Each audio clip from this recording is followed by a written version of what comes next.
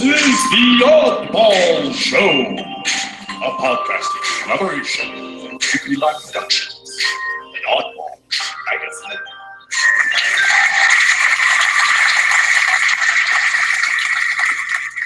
Good evening, my fellow subjects of the New World Order. This is indeed the Oddball Show, broadcasting live from an undisclosed location inside the Adirondack Mountains. My name is Prof, and as the unofficial doorman of this podcast, it is my pleasure to welcome you to our first show back since the new year. There's a lot for us to discuss tonight, before President Trump's Ministry of Information closes the internet. So let's jump right into it. Our guest tonight is as socially aware as he is musically wise, but before we get to him, let's reconnect with my fellow oddballs. Present in podcasting spirit, but not available for comment, are our two elder classmen. One is my partner in line, the Rap Demon, and the creator of the Rap Flashback, the January edition, which is now available at jp9productions.com. The other associate editor of Oddball Magazine and I'm sorry, did I just drop out there? Yeah. The other associate editor of Oddball right there. And Mass Poetry Rep. One is raised on Pac, the other on William Carlos Williams. The Oddball Show's Statler and Waldorf. Please send your shout-outs to Scholar and Chad Parento. Yes. Hello, guys. Thank you for your kind support and being oddballs as always. We wish you well wherever you may be. Sorry for that dropout, man. There's a little kill switch here in my microphone that I don't know if I hit it if I'm bouncing around. So I don't know what you missed, but there you go. Yeah, what they call a senior moment right there. That's what you have. What happened? What happened? And present in spirit and voice, though perhaps not in the physical form, founder and editor-in-chief of Oddball Magazine. Reached for comment before the show about his excitement at being back. He was quoted as quizzically shouting, "Iambic pentameter ain't got nothing on me." Please welcome Mr. Jason Wright. I did say that. I've heard you say that more than once, and sometimes it's without anybody saying anything to you, which is kind of weird. But hey, I just walk around saying, "I am a pentameter, got nothing on me." Everybody's gotta have a tagline, I suppose. Yeah. What's a superhero without his superhero music? You know what I'm saying? That's right. Every every superhero needs his theme music. No such man should have all that power. You know what I mean? There was no way you were going to let us get through it. It just wasn't happening. No. All right. Let's move around the table. Our guest tonight is an MC, DJ, poet, videographer, and music library cultivator who's making a record third appearance here on the Oddball Show. Voted record. That's a record. That's a record. Voted one of Boston's freest souls by this here podcast. You can check out his band Seventh House at some of Boston's livest hip-hop spots, and you can check out a video from their Christmas show, which we'll talk about in just a little bit, on his YouTube channel. We'll be putting all those links up on our pertinent links, obviously. But before we get there, though he may be biplanetary, there be only one Mars Jupiter. Peace Coast. Peace Coast. What's up, brother? Whoop, whoop. Yeah, I'm repping from the other side of Massachusetts. I know you described me as Boston, but right now I'm out in Western Mass. I'm out in Amherst Dam. That's right. You're out. Oh man, I love that spot. Bill O'Reilly recently called us the most liberal place in America, and I'll rep for that. I'm very far to the left. I almost went 360 degrees actually. So wish me luck with completing the circle so we can just connect, globally, internationally, Good luck galactically. It's an important circle, my friend, and you're in my home of circles. I have a special place in my heart for Amherst, Massachusetts. So rock out there, and send my love to Antonio's. For sure. Have you been to Antonio's? Me? Yeah. I have a hilarious hip hop related Antonio story if you guys have a moment. Oh man, we got nothing but a moment. So I was living in Brooklyn, and my boy DJ Henry C had recently moved to Brooklyn, but he was down with the Vinny's? I've been to Vinny's, but DJ Henry C he was down with the Hampshire College Hip Hop Club, and they brought out a lot of amazing artists. Sean P. They did a show with him. Ooh, Actually, this was a Sean P show, I believe, that we were coming to.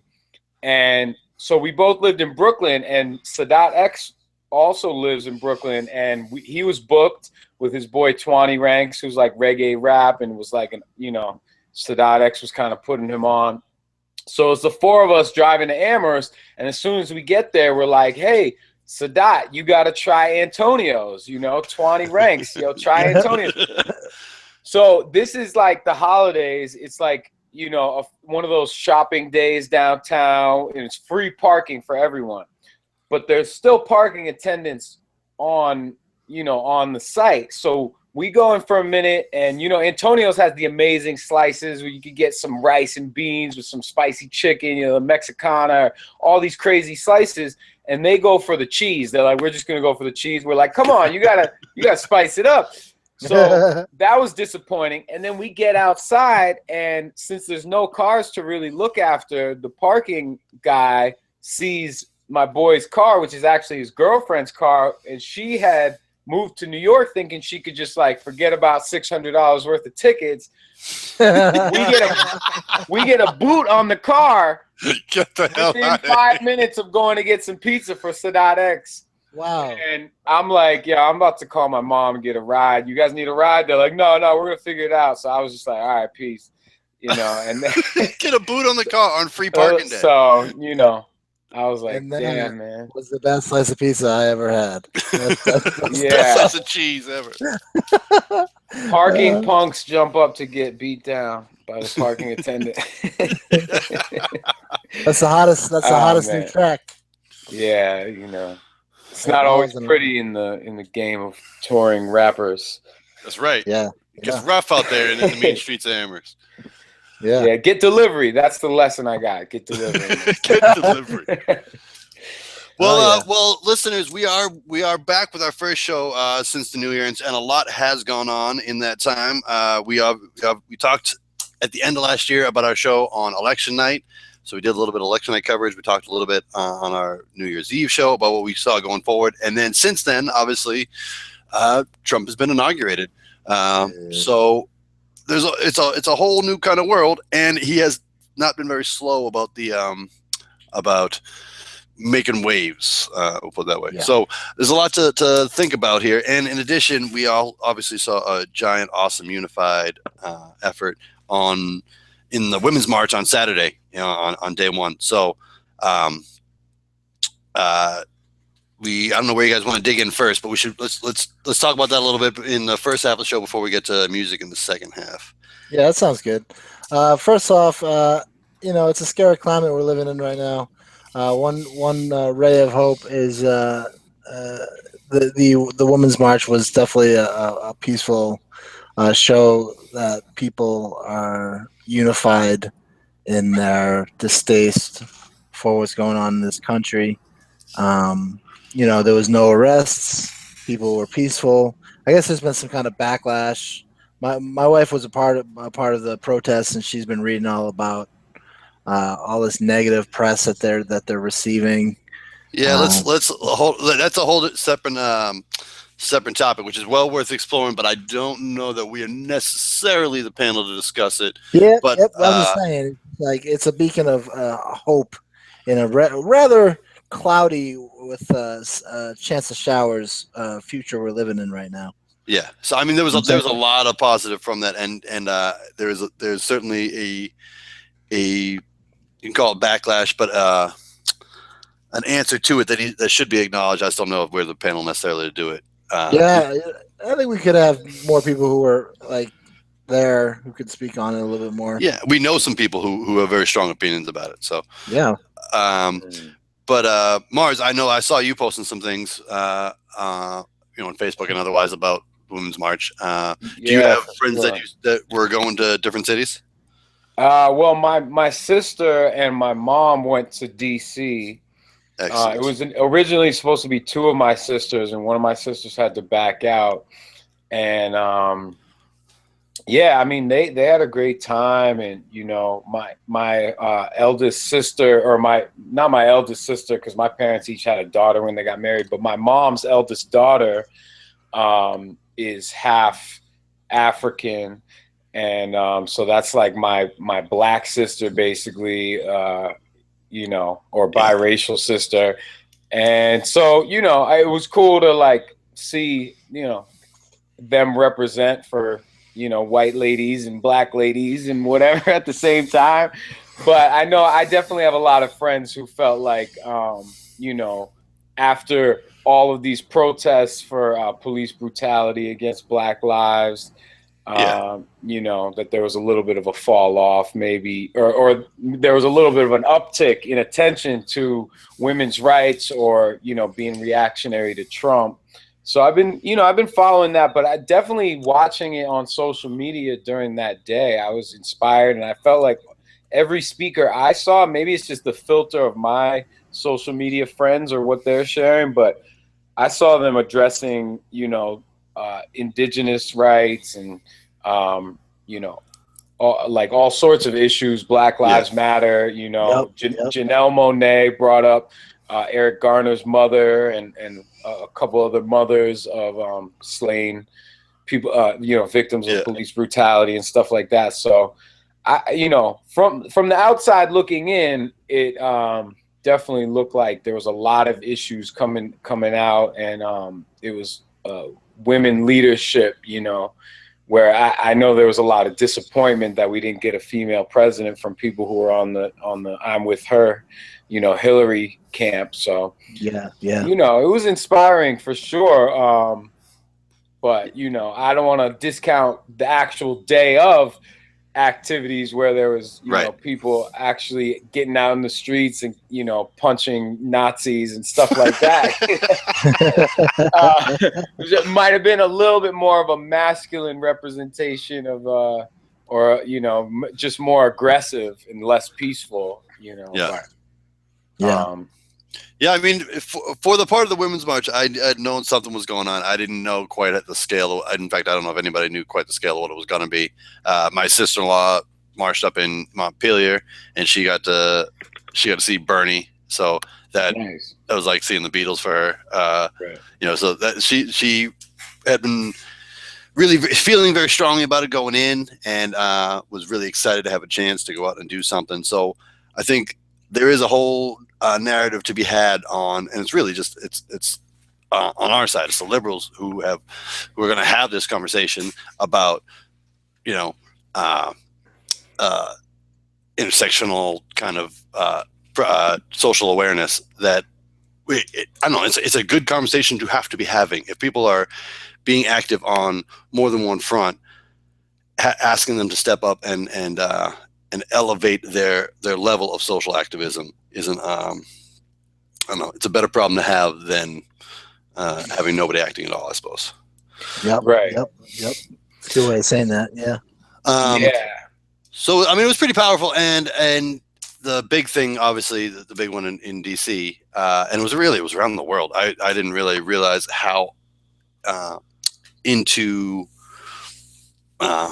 the anti-Trump stance some of the cities around the world, you know, obviously London would be, but then like there was a big one in Hong Kong and Australia,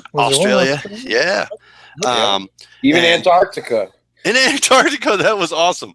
And that was real. I saw a video of them marching. Like that was no joke. It was not like fun for them. In Antarctica? Oh yeah, I just saw one picture. You know, I imagine they're like, on the boat.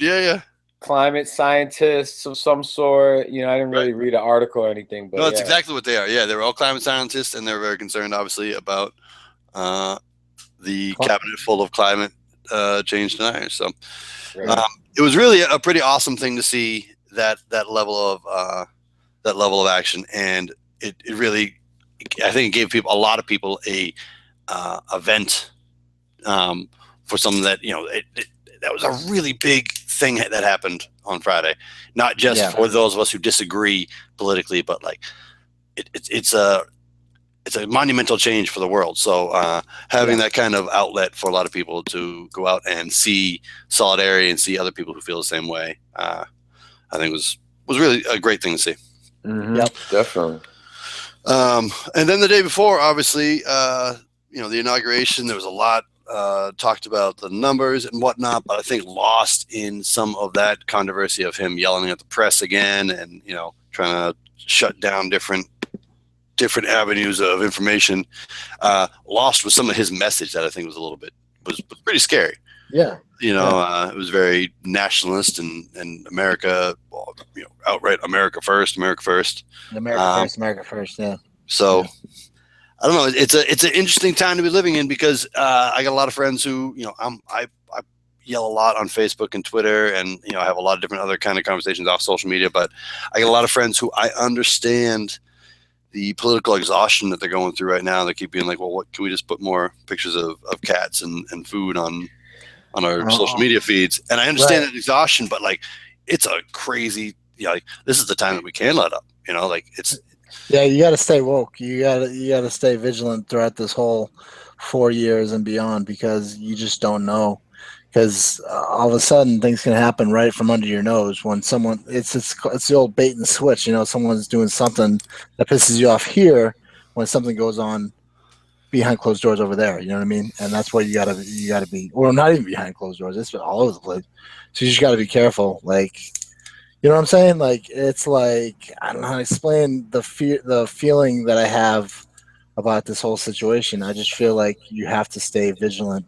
And right now, it's not time for cat pictures on Facebook, unfortunately. Well, no, I mean, it's always time for cat pictures. Yeah. I'm not much of a cat picture person, but I understand that exhaustion, and I understand that desire to, like, can we just stop talking about this for a little bit? I totally get that. Yeah, well, there's the term compassion fatigue, where you feel, especially if you're on the liberal side, or to a greater extent your sensitivity if you're an artist, to want to be the voice of the people and accurately represent that and know about everything, especially for like an MC. For me, like, I'd love to make a reference to everything, make everybody in the audience happy and feel like I'm a woke individual or whatever. But on the flip side, a lot of people use music as an escape, so you don't always want to bring that to them. And people need some sort of escape, whether it's pictures of baby foxes or videos. Like, I saw a lot of people actually today posting like little cute videos. I mean, even I saw a video of like mushrooms in like a slow what do they call it? Time lapse. I saw that too. Growing. Yeah, I shared that because I was like, underneath this whole earth is this amazing network of mycelium, you know what I mean? That regardless of what humans are doing, is going to continue sharing information that, like, about how to keep the plants above ground growing and supporting, this entire all of our land masses, whether we assign borders to them or not, so we definitely need reminders that at the end of the day, like, there's still, even if the national parks can't tweet, there's still national parks you can go to and retreat and take care of yourself and recharge. Because if you're woke all the time, when do you get sleep and recharge? You know what I'm saying? Right. True. That's true, man. That really is true. I mean, there is in a time like this where you feel like there's something new every day, you could sit and read about it all day long and be the most tapped in individual, and all night long.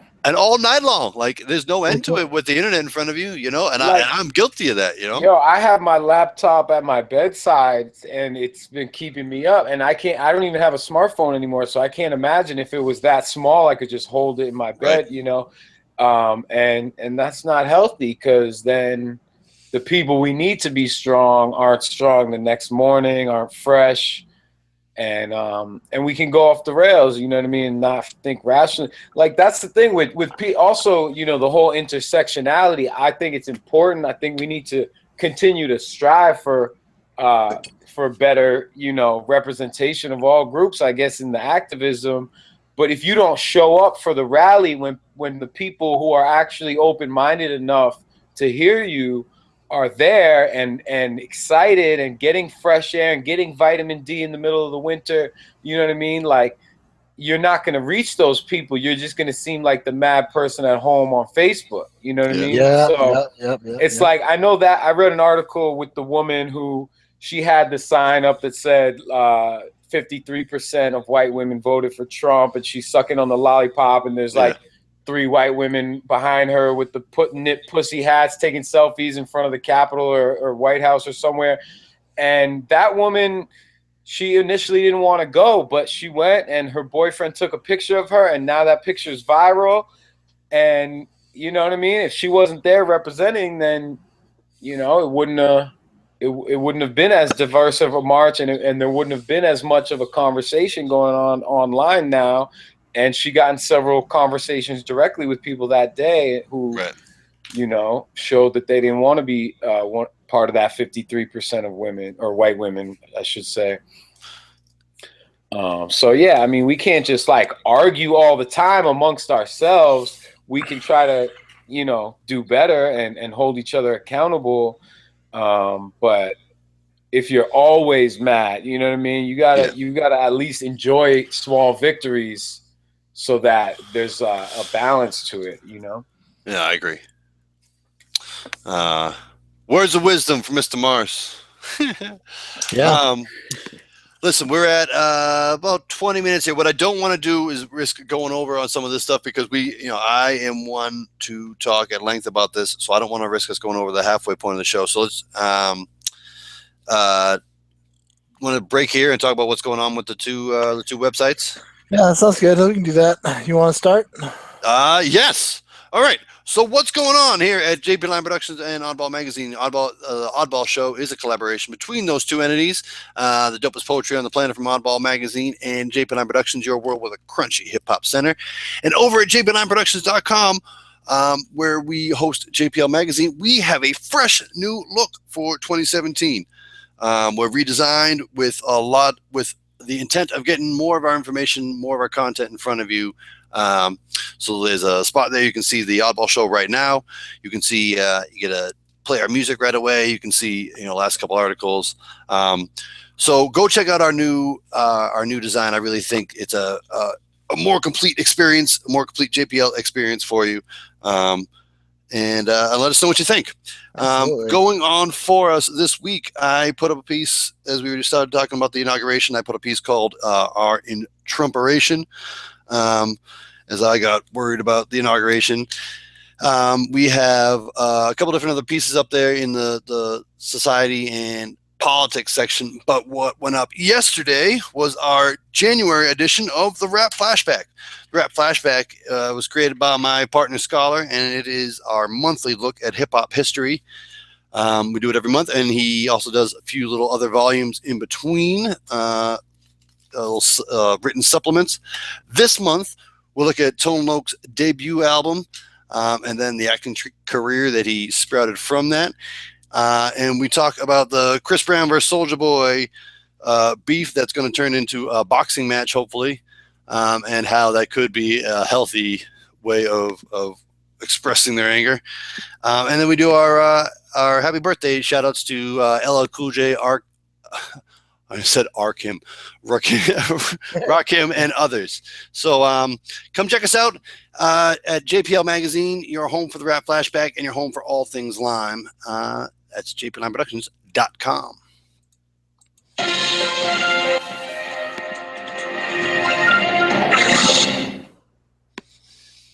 Yeah, and that's what's going on at jplineproductions.com. You can check them out every day. There seems like they're putting up new stuff there at the website. And I got to say, I did check out the new look, and it looks great. And I don't know. Thanks, buddy. I think it looks trying to keep it fresh, man. You're definitely you got a nice fresh cut there, man. That's what we needed. We need a little fresh cut. So yeah, I mean, I think it serves us pretty well, our new look. So yeah, I gotta shout out the Tone Loc too, because my first song I ever made was a remix of Wild Thing. Yeah. Yeah. Yeah, Loked After Dark, man. I mean, it's got Wild Thing, it's got Funky Cold Medina. It's it's really an action-packed album. So hell yeah! Shout out to Tone Loc and all the careers that he sprouted. Oh yeah, West Coast pioneer. Yep. So what's going on in Oddball Magazine, man? Dude, there is so much going on in Oddball Magazine. We haven't talked in a couple of weeks, so you got to go and check out. We have a little bit of a new look because I accidentally deleted our old look, which happens, but now we have a cooler look than we did before, and we have so much more content on the website. There is a redesign in the works, so you'll check that out and you'll be like, wow, it's so minimal. And that's cool, right? So you'll be like, wow, it's so minimal. And that's what we want you to think, because we're artsy as fuck, you know? So, like we have so much stuff going on at Oddball lately. We have 2 new columnists. We have the Epic Autism Report with Flemings Bobrin, which is great. It's called The Ear for short, and he's done a couple of basically just opinion blogs for us. One was about fair prices for economic, foods in the inner city, and this one was the one today was called "They Took Our Jobs or Did They," which was the playoff of South Park, which is I don't know. I thought it was good. It was a nice article, refreshing to get, because usually on Oddball Magazine you get a lot of poetry, a lot of art, but now we're integrating prose and stuff like that. Also, you want to check out some more interesting stuff, go to Junkman Radio. He's back this year with two episodes so far since he came back. The last one was there's this band called Andrew Jackson Jihad that he was reviewing one of their albums, and I listened to it, and it's actually great. It's a folk punk rock album. And then yesterday he just debuted his Husher Howl review of the album by Black Pistol Fire. So I mean, that's going on. And then we have politically fueled stuff from Janet Cormier, and we got the Twisted JP Lime. We got more Janet Cormier. We got a poem by Susan Deercloud with art from, who was that? That was D.L. Polanski with a nice picture of Barack Obama. And then we have Christopher Robbins doing more stuff about the inauguration. And then lastly, we have this brand new, great current events poetry section called Wise Words with Bruce Wise. And Bruce Wise gives us 3 poems every Friday, and he writes in different names, so like with different bios, and they're political, and they're I don't know how to explain what they're not just political, they're also topical and sometimes entertaining and all that kind of stuff. It's all brand new. So we got so much going on at Oddball Magazine. You got to check us out. If you're on Instagram, follow me at Oddball Magazine. I'm putting up stuff every day. You just link to the bio and you can check out our stuff at Oddball Magazine. So yeah, just to recap, we have The Ear is new. We have Junkman Radio back. We have Janet Cormier, and we have the new column Wise Words with Bruce Wise. So we got so much stuff going on. Plus we have a redesign coming up too. So that's what's going on at Oddball Magazine. Yeah, I got to jump back in real quick. Yeah, all right, go ahead. I love that music. It's pretty great. I left one piece off that is really pretty important. The last few weeks we've been doing a series, and we'll be doing it every Thursday for the foreseeable future. Our good friend DJ LSP puts up a beat every Thursday on his SoundCloud account that we've been calling LSP TBT or LSP Throwback Thursday. So he reaches back into some of his volumes of beats he's made and puts them up for our listening and rhyming pleasure. So we're more than happy and proud actually to share that at JPL Magazine. So every Thursday you can come find LSP Throwback Thursday and keep it 1200 with our good friend DJ LSP, who he's a Boston awesome hip hop producer, and he is the sound behind our entire Blue Star Boulevard album, and he is the man responsible for the theme song here at the Oddball Show, that opening sound that you hear under my ridiculous voice. So definitely check him out. LSP 1200 is his name on SoundCloud, so you can check out a bunch of his sounds in addition to the ones that you can find on LSP TBT. And yeah, he's a great dude to work with. If you are a Boston MC, check him out. That's DJ LSP. Yup. Shout out. 1200. 1200. He's so great. yeah, that's actually yeah, he is. He is really the man, and he and Mars kind of remind me of each other in that they have a real deep. I'm going to talk about you like you're on here for a second. A real deep musical knowledge, and there's always something. Almost every conversation I have with LSB, he brings up somebody that I don't know much about or have never heard of, and really should, and like somebody that is an influence on him or that he's been listening to for a long time. He's a dude with a real deep musical knowledge and has a lot of fun, talking about it and sharing it. So that's when we do our rap flashback shoots every month. It was a good hour hanging out beforehand while we get set up, and we just end up talking hip hop or whatever kind of music for a long time. And in that way, he kind of reminds me of you, Mars. Oh, word. Well, speaking of MJ, it looks like I'm on his site right now. It looks like he dropped a bunch of MJ/J5 beats, some Michael Jackson 5 flips. Yeah, it said about 4 months ago he dropped like a 4-pack of all Michael Jackson and Jurassic J5 Jackson 5. That's dope. Almost said Jurassic awesome. 5, but yeah. So I'm gonna check him out for sure. I just followed him, so. Yeah, he's a great dude, and he's a big part of what we do here at JP Lime. But as we were getting ready for the show today, we were talking about different things we were talking about tonight. You put together a pretty awesome list that you threw together a bunch of Spotify links, and I made a little playlist out of it for myself, which was a great way to spend an hour and a half. Some people that I had listened to, and some that I hadn't.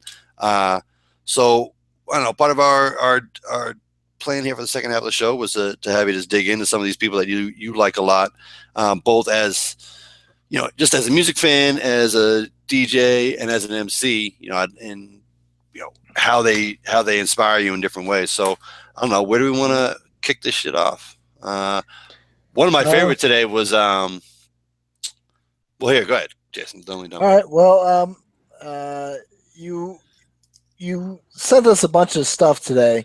But you said these were you were talking 2017 music, and you brought up Korean what?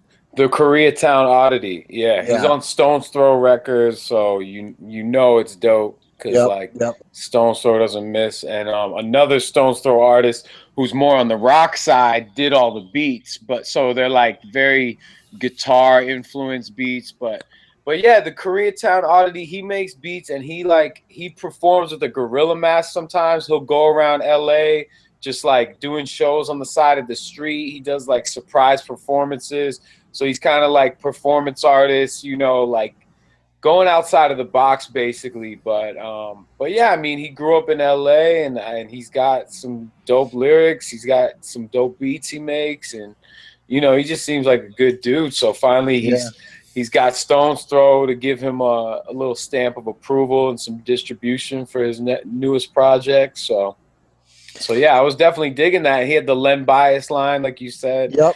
So, that was awesome. I was like, oh, this dude from Boston? He just dropped the Len Bias line. No, he is from LA. He's aware, And he said like his parents, like I think his mom listened to rap when he was growing up, and his dad has the ill record collection. So he's just carrying on the tradition. This is actually this is yesterday's news. We should probably hold off on that. Yeah, I was just gonna get to the Len Bias line, but yeah. So basically, if you want to check out that song, you go to you can check them out. I'm sure they have a Bandcamp, but you can also check them out on Spotify. That's well, we're gonna put up a bunch of the ones that we're talking about tonight. Koreatown Oddity, yeah, especially Koreatown Oddity. We're gonna put up a bunch of this in our pertinent link section. So whether it's Bandcamp or we might actually be putting up some Spotify links because I think it might be cool to put together a little playlist. So yeah, that'll all be in the pertinent link section at the. On our website on both Oddball and JP Lime Productions. Yeah. So you want to just go through and talk your top 5 right now? Music from 2016, I guess. Yeah, from 2016. I mean, like I've been on SoundCloud a lot, and not everything makes it onto Spotify. Sometimes with the digital distribution, from my experience, like they put it up on YouTube as well as Spotify and Amazon and wherever else, iTunes. And some people don't want their stuff up on YouTube because people can easily bootleg it, Right. Yep. So this cat Jeremiah J dropped an amazing project in 2016 that's only on Bandcamp from what I can tell. So check out Jeremiah J, and he's also down with Koreatown Oddity and like from LA. Makes his own beats and raps, and also this cat U4 I'm really into, EU-IV, like the Roman numeral 4. And he's from Baltimore, Beatmaker. So those are cats that aren't on Spotify. I was just trying to hit you with Spotify links today. But I think as far as my top 5 for this year from Spotify, I had, something from the new Tribe Called Quest. Oh, so good. Yeah, the joint with the Nairobi Sisters sample, which I don't know. The name is escaping me right now, but we'll play it in a minute. The whole album's amazing. I was like, I listened to it 2 times in a row when it first came out and was just Whatever will be. It's right after. Yeah, It's right after We the People, and right before, and that you have that song Wall of Sound, which I love. I love Wall of Sound. Yeah, was that on my list? No. Wall of Sound is amazing though. The way they flipped the sample. Yeah. And it was cool too because Q-Tip said he had like that little bit of that song had been in his head since he was like 12 years old or something. So it's cool to see him like 30 years later or whatever, like flip the sample. Yeah. And I know what else did I put up there? There was on your list from earlier. Yeah, you had ST Knack. Oh yeah, ST Knack and Al Divino from Lynn, and I think Al Divino's from Salem, but up in the North Shore of Mass, they dropped a dope project under the name Triple Black Diamonds, Expert Slopes.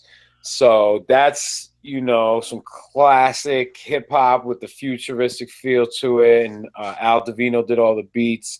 I think he's got like a little SP404. He's flipping a lot of like really, really epic samples, and dropping some 5% knowledge, some street knowledge, some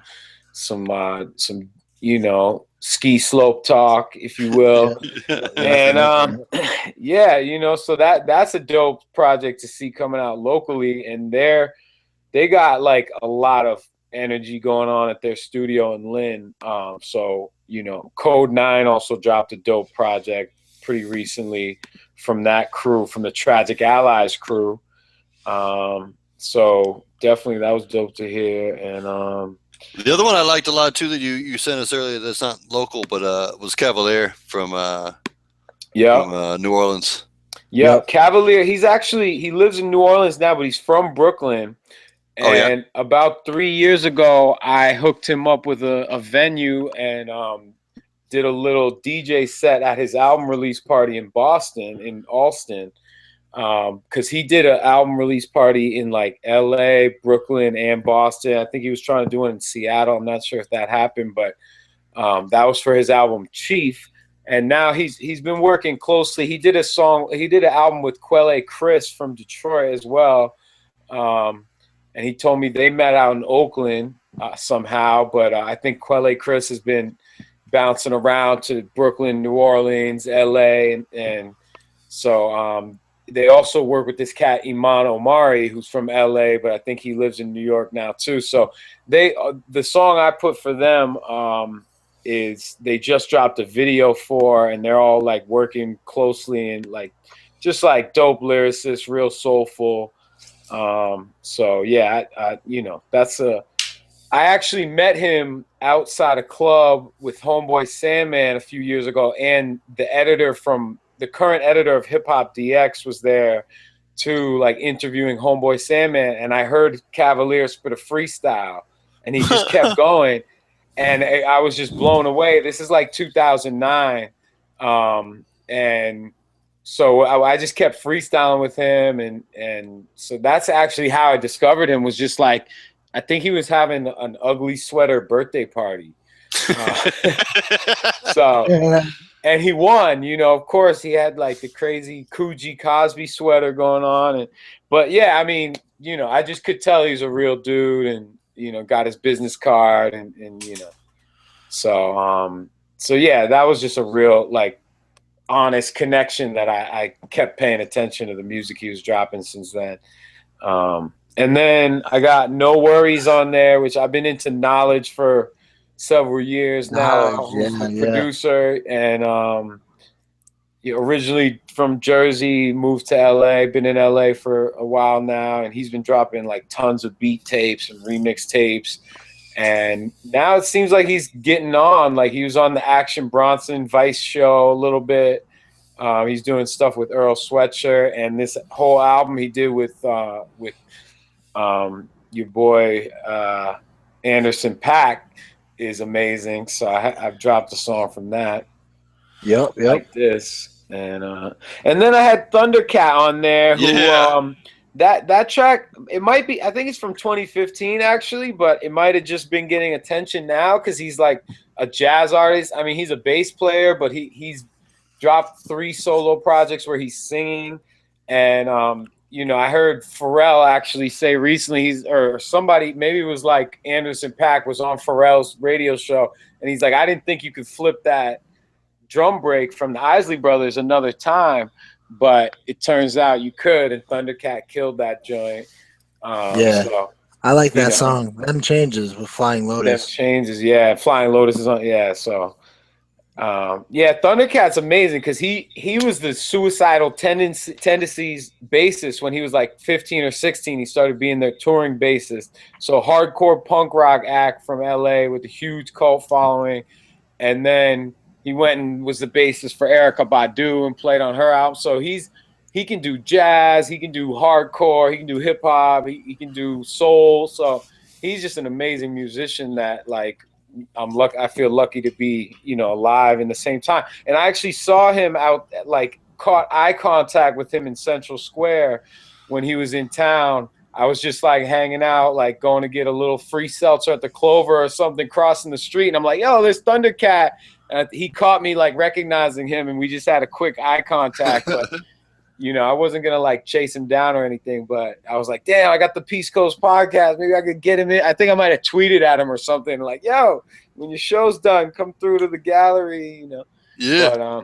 But yeah, so that's, you know, that's my list, but it was last minute. Originally, Prav, you had said that you had referenced my high school list. That I mean, that was the thing that had been going around on social media. Everybody's putting up their like top 5 or top 10 albums from high school. So that was Dylon. You know what's funny is, so, you know, obviously I follow you on Facebook. The first thing I saw that at like 9 o'clock one morning, and I was like, Dylan. I was like, oh, I know he was a Dylan fan. I read it later. I was like, oh yeah, Dylon. Yeah, Dylon. Because I spit on fire. Spells it Dylan. Yeah. But yeah, that was a pretty cool little thing that, you know, went around social media. But yours was a nice list. I mean, and there was a lot of mid '90s hip hop, good cross section. So that might have been a cool place to start for the show, I thought. What was on that list? There was some good ones that I just wanted to highlight real quick. You had like, you know, Black Star and Chronic 2001, but like, DJ Premier. That's one thing that I couldn't send to you that wasn't on Spotify. I have a white label record that I bought in high school that's DJ Premier Unreleased Instrumentals Volume 2. And I don't even think Premier put that out. I think it was like one of the bootleggers, and some of the beats might even be looped like from like the beginning or the end of a song and stuff like that. But yeah, that's a cool one. It has like Above the Clouds and Robin Hood Theory and stuff like that. Yeah. You put him on there. You put Virtuoso was on there, and then who was the other one that I was into a lot today? Prefuse 73. Yeah, Prefuse 73. That that first album, that Vocal Studies and Uprock Narratives, was a great one this afternoon. Yeah, that blew my mind, and that's a big reason why I have an MPC today. Like, I had a little sampler when that came out, but I was like, damn, like, to do what he's doing.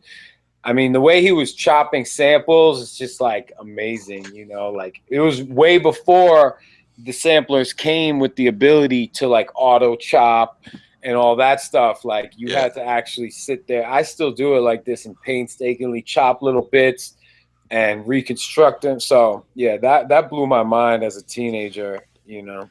Do you feel like you separate being a DJ and an MC, or are they just two parts of the same thing for you, really? Like, when you either think about influence or even sitting down to create, like, is it?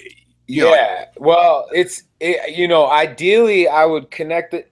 Well, it's really three things, but you know, when I was coming up in high school, I was hanging with my boy DJ Henry C, who's doing his thing in New York now. In his basement was like the headquarters for us, and he was kind of trying to get some of our other crew members. We had a little street team, and we were promoting for the local club. So me and him would try to get on stage at all the shows we were promoting for the local club. But like, you know, even before I met him, I was already collecting records and buying 12-inch singles just for the instrumental and stuff like that. Yeah. So I've always been kind of playing around with scratching and beatboxing, and you know, I even was like a little bit of a dancer back then too. Like, had a few little pop lock moves. So I guess like what I can say is that I have some new tools. Like, I actually just bought a pair of 1200s. So like, for years, people would call me a DJ like you did on the intro. And I was like, no, I'm not a DJ. I'm a producer and an MC. Yeah. You know what I mean? And now I'm like more accepting. And when I bring back the Peace Coast podcast as a radio show, and I'm down to like do some weddings or like do some clubs and DJ.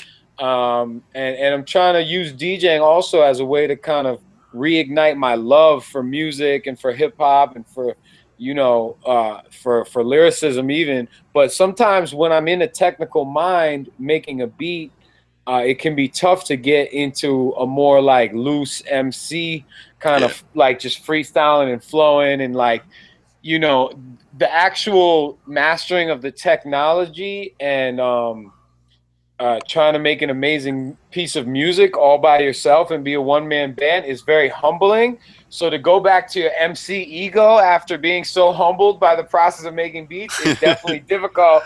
And then if you're like, oh, this beat is dope, but like the snare is a little off, which is my last EP was produced by a completely different producer, sort of for that reason. So I could just be the MC and let him be the engineer. I mean, that's another thing I don't talk about, audio engineer.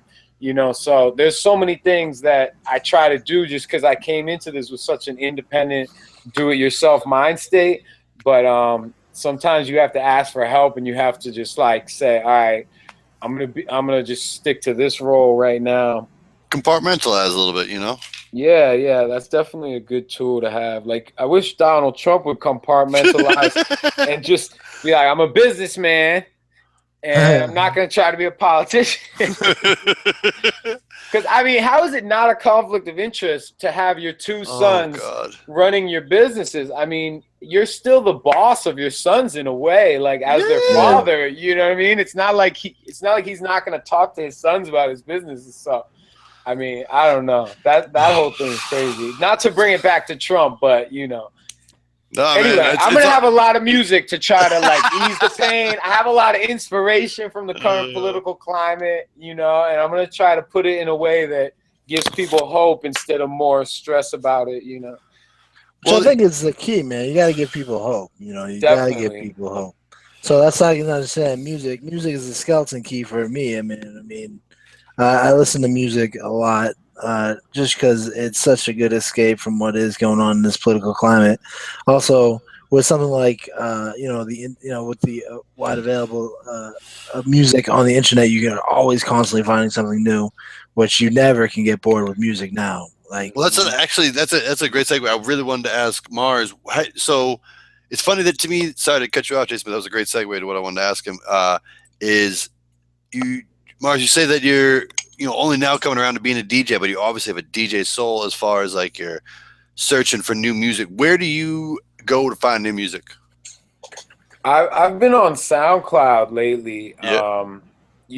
Occasionally, like I'll see something on Facebook or Twitter linking to a Bandcamp, and I like Bandcamp just from an artist perspective. I know that they give a larger percentage to artists. You can get like 90 to 95% of your revenue from Bandcamp, as opposed to like maybe like 50 or 60% from iTunes. Yeah, we use Bandcamp and we love it. I mean, you can't control people from just previewing it. You don't get paid for streams, but we love Bandcamp. It's great for independent musicians, and you get all but a small administrative fee. Back. You get all your money.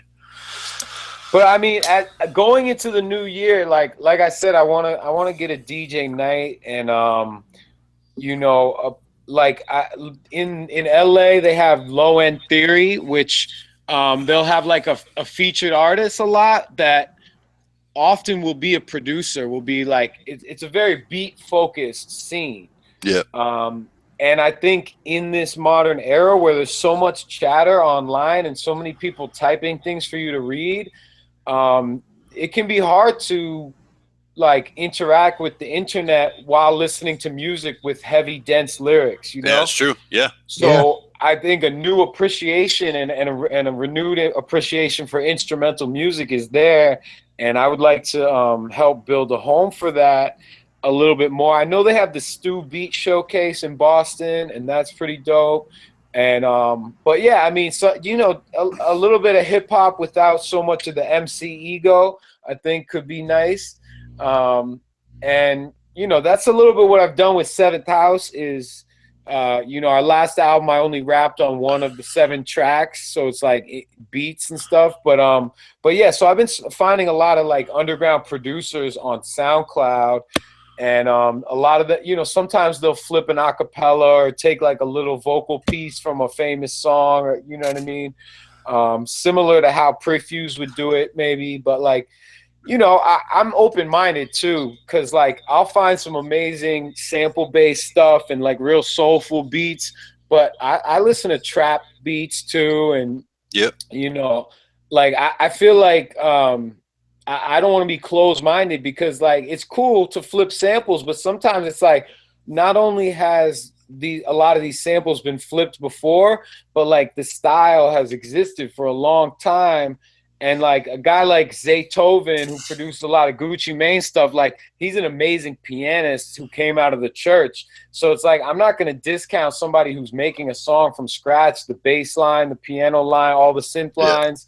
You know what I'm saying? And making a whole new form of music where the bass inspiration was like hip hop and bass music, but it's like, it definitely, SoundCloud helps me open my mind and, electronic music, because if I'm preparing to do some DJing, I don't want to disappoint the crowd, if they want some fast music to dance to, like I want to have that too, so, I'm just trying to stay open-minded and it doesn't matter if a cat has 100 plays or 100,000 plays. Like I like to discover new artists too and show them love, and also as a break from Facebook and Twitter and all that chatter, it's nice to be on SoundCloud and just be like, yo, I like your track. Like, I'm going to give you a like, I'm going to download your thing if it's a free download, and, just try to build a conversation with other like-minded musicians is nice, I mean, SoundCloud has really developed in the last like 5-7 years as an awesome tool, even within the industry proper. Signed musicians put their stuff up on SoundCloud, and I mean, I remember when it was first one of the one of a many audio tools, but they've done a great job developing SoundCloud, and we're big supporters of combing through SoundCloud for new artists. Yeah, I actually have to shout out R.I.P. Sean Byrne, who's a 21-year-old MC coming up. I caught him luckily before he died this past summer.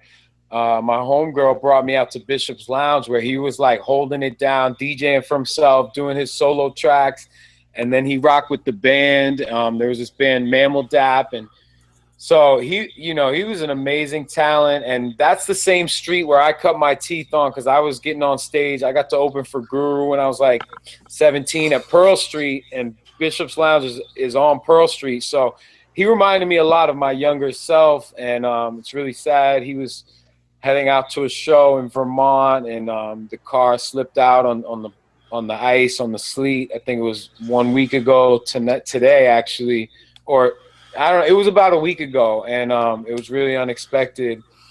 And they're actually having a night for him tonight at Bishop's Lounge, and they had an amazing freestyle cipher at like a wake for him yesterday. But back to SoundCloud, like he didn't have a proper album out, like he didn't have distribution, or I'm not even sure if he had a Bandcamp, but he has tracks up on SoundCloud, some beats he made, some amazing songs he did. So check him out, Sean Byrne, Byrne, and RIP to that dude, because he just had so much potential. Just came off his first nationwide tour. So that's a big loss for the whole community in Western Mass in particular. Yeah, we'll definitely get that one up in the pertinent links. I saw that today when you posted that, or the other day when you posted. Man. Definitely. But man, that's a lot of good music. We're going to be putting those all up in the links, but definitely some new music for our listeners to be combing through after the show tonight. So our thanks to Mars for that. We're coming down to the end of the Oddball Hour here. Jason's going to close us out in a few minutes with his weekly Jagged Thoughts. But before we get there, Jason, how you feeling, man? I'm feeling pretty good. I'm kind of sad about what Mars was just talking about. Rest in peace to a young talent, 21. That's just terribly depressing. But besides that, I feel okay. Just kind of reflecting on how fragile life can be. Certainly can. But I'm okay. You just caught me in a moment. So sorry, buddy. Sorry. You need a moment before we do some poetry? No, I'm there. It is kind of sad just to think that dude just 21 years old and a good talent just gone like that. Yeah, but I mean, I think it's just a reminder to us all to keep pursuing our dreams and spreading love and creativity out there, and Absolutely. Yeah. And do it every single day, man. Every single day. 2017 is a year of new for me. I mean, I got a lot of things on the horizon, and I feel good about today, but you got to be reminded sometimes of the fragility of life, and you gotta bless where you're at, and that's how I feel. Absolutely true, brother. You know what I mean? Yeah, man. Well, in light of all of that, spend 2017 fulfilling your goals, fulfilling your dreams, and making dope music for us to listen to. Yeah. We're going to be putting all the information, all the music links that we listed tonight up in our pertinent links. So come check us out at jp9productions.com and oddballmagazine.com, where you can listen to this podcast. It's also playing right now through our social media links on Twitter and Facebook, so you can listen to it there. It is also there's a technical difficulty going on right now, but it is soon going to be back up on Stitcher and iTunes, along with all our archives. So go back and listen to our 2016 Oddball shows and get ready for a brand new year of podcasting. And we thank you all for joining us for a brand new year. We're very excited about what we have going forward, both here on the show and in the world at large. There's a lot to be concerned about, a lot to be thinking about, but we can do this, man. I believe that. Yeah. I believe that to be true. Mars, we're looking forward to a lot more, talking to you a lot more. I'd love to get some more of your musical insight up at JPL Magazine, so we'll be talking about that. But thanks very much for being with us here tonight. It's been a great pleasure. No doubt. Thanks for having me, man. Yeah, Mars, it's always fun to have you on the program. You have the know-how and the means to broaden our minds with hip-hop, and you got stories, son. Thank you. Yes. Good stories, son. I mean, that's a friend of mine once said. Like, a lot of people, all they are is rich in money, you know, but they don't have any interesting stories, you know. All it is, like, I went to a party and a celebrity was there, you know what I mean? But it's like, did you get stranded at the pizza place with that celebrity? No, I don't think so. Did you get a boot on your car on a day when it was free parking? I don't think so. I don't. And that's Yeah, what you call a callback. That's what you your call life a callback. lacks irony. Brightly fluorescent colored irony. Everything's an iambic pentameter. You don't have any diversity of time signatures. What's going on? Seriously. Shit. All right, so Jason, man, take us out of here. All right. This is Jagged Thought 159. Stilo and Sharpie make the magician a martyr. Here we go. Jagged Thought 159. Stilo and Sharpie make the magician a martyr. Free prose. A rose by any name is just a rose. My mind is unglued, and someday I suppose I'll get it under control, like a Boston from Boston, like a swan chilling in the public gardens. I'll make my way home. I see a sunset on the horizon. Boston City skyscape trying to write while the sunshine is blinding, blasting sunlight off of the window panes, off the buildings, off of 95. And Saturday, the Women's March happened. I couldn't find my wallet. My wife went. I stayed home and watched it. I wish in retrospect I went, but want to give my utmost respect to the movement. It happened at the Common on Park Street, Red Line Winter Winds, where Emerson students stay near Essex and Causeway. And down the street, the Green Line will take you to Fenway to watch the Red Sox play. I love my city. I love it. But I'm not done writing yet, so I'm not going to change the subject or write a new notebook to start something different. But maybe I should just pick and roll and pivot, say peace to the sheet for the night and groove to the music.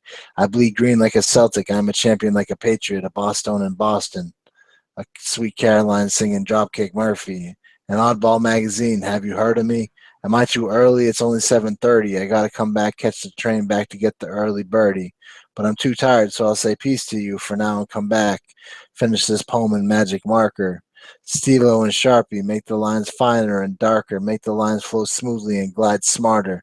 Make the Celtic a magician and the magician a martyr. And that was Jagged Thought 159. Stilo and Sharpie, make the magician a martyr.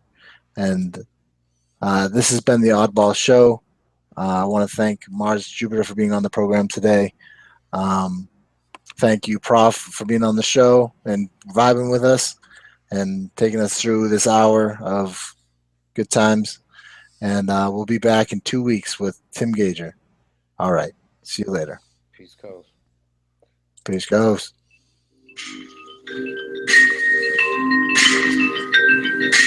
This is the Oddball Show, a podcasting collaboration from Creepy Live Productions.